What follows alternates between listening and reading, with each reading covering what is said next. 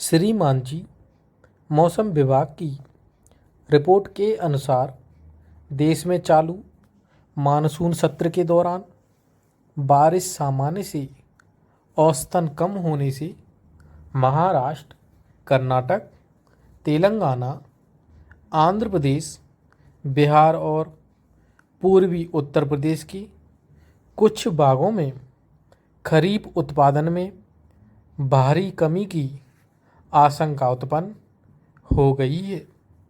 अब दलहन और प्याज के दामों में वृद्धि के कारण खाद्यान्न उत्पादन घटने के कारण बाजार में गेहूं के साथ मोटे अनाज के दाम पिछले वर्ष की तुलना में अधिक हो गए हैं।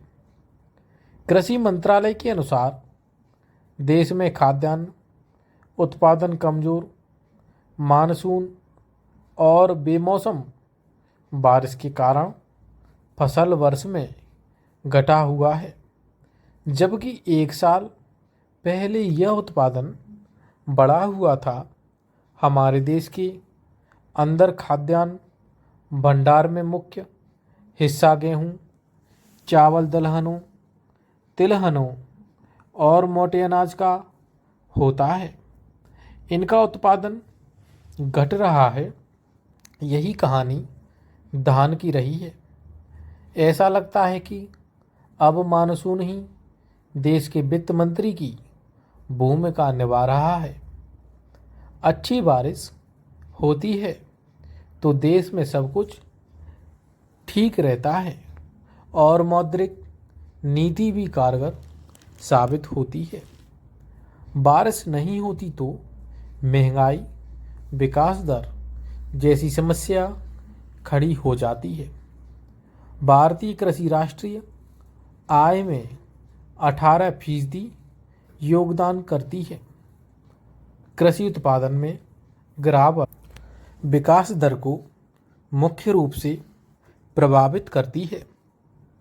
कृषि क्षेत्र की घटी हुई विकास दर न केवल खेती पर निर्भर है, यह विकास दर 14 करोड़ से अधिक परिवारों को प्रभावित करती है, बल्कि आम आदमी भी महंगाई से परेशान होता है। इसलिए अब कृषि से संबंधित जुड़ी समस्याओं के समाधान पर ध्यान देना ज़रूरी हो गया है। पूर्णविराम पैरा 4 चीज़ों पर तत्काल ध्यान देना होगा।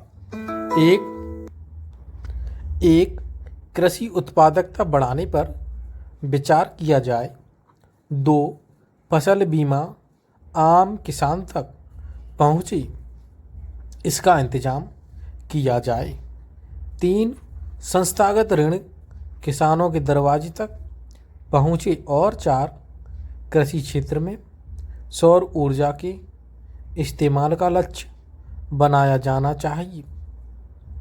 सबका मिलकर कोशिश यह करनी होगी कि कृषि की मानसून पर निर्भरता लगातार कम हो। पर्यावरण बदलाव के बढ़ते खतरे को देखते हुए भी यह जरूरी है हमेशा जोखिम करनी होगी ताकि विकास दर में कृषि क्षेत्र का योगदान बढ़ सके। स्टॉप।